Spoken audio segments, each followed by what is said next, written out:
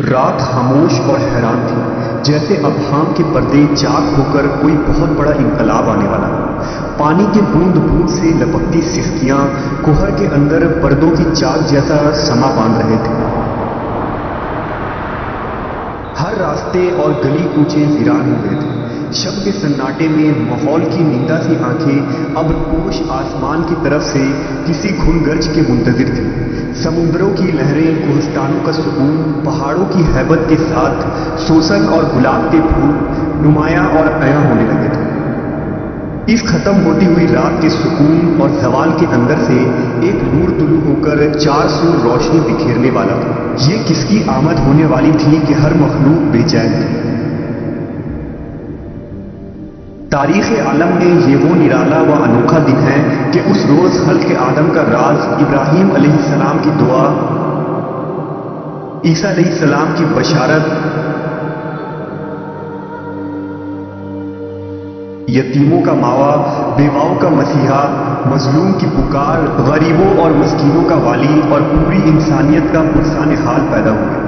اس رات میں بہت سارے بے شمار معجزات ہوئے جو اسلامی اور دیگر تاریخی کتابوں میں درج ہیں۔ اگر ان معجزات کو تحریر کی جائے تو قلم کی روشنائی اور اوراق کم پڑ جائیں گے۔ نبی صلی اللہ علیہ وسلم کی ولادت سے قبل عرب میں خشک سالی تھی اور کھیتوں اور سرسبز شاداب وادیوں میں خاک اڑ رہی تھی۔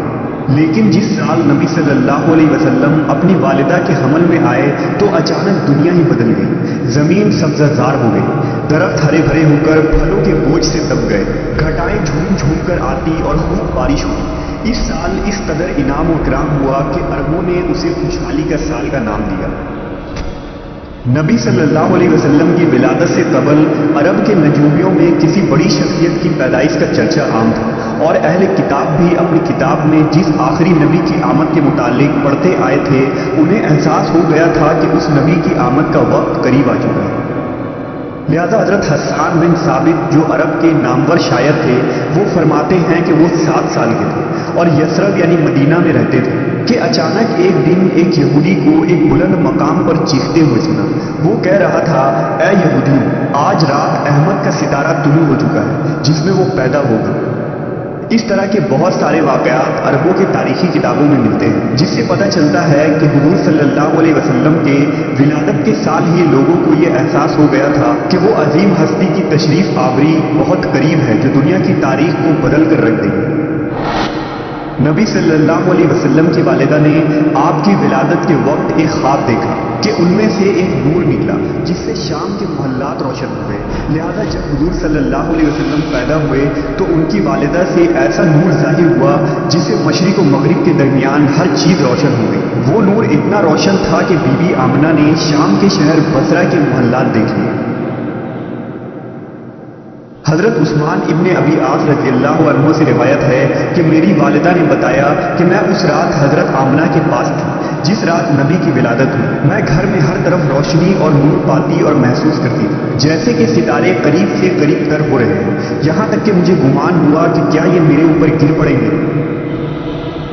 جب آپ کی ولادت ہوئی تو خانہ کعبہ نور سے منور ہو گیا اور ستارے زمین کے قریب ہو گئے۔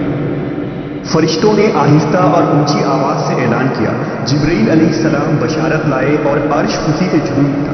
حوریں اپنے محلات سے نکل آئے اور عطر نچھاور کرنے لگی۔ بی بی آمنہ کے گھر میں عدن سے پرندے بھیج دیے گئے جو اپنی چونچوں کے ذریعہ موتی بکھیر رہے تھے۔ بی بی آمنہ کے ارد گرد فرشتے کھڑے ہو گئے اور انہوں نے اپنے پروں کو پھیلا دیا۔ بحر و بر کی ہر مخلوق تسبیح کرنے لگی اور امام کائنات کی آمد میں جھوم اٹھی۔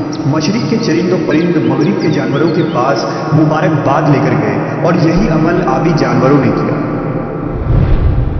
نبی صلی اللہ علیہ وسلم کی ولادت سے کفر کے ایوانوں میں بھی ہلچل مچ گیا۔ نبی کے والد محترم حضرت عبداللہ آپ کی ولادت سے قبل ہی انتقال کر چکے تھے۔ آپ کے دادا عبد المطلب نے جب پوتے کی ولادت کی خبر سنی تو کعبہ میں جا کر سجدہ ریز ہو گئے اور اس نعمت پر خدا کا شکر ادا کیا۔ اسی وقت آپ نے یہ منظر دیکھا کہ کعبہ کے ارد گرد موجود تمام بڑے بڑے بت لات، عزا، منات، ہبل سب منہ کے بل الٹ گئے اور زمین پر گر پڑے۔ دوسری مذہبی کتابوں میں اور خصوصاً زرتشتیوں کی تاریخی کتابوں میں بھی موجود ہے کہ اس رات دنیا کے تمام بت گر گئے تھے۔ हुजूर की विलादत की रात किसरा के महल में जलजला आ गया और उसके 14 गंगरे गिर पड़े।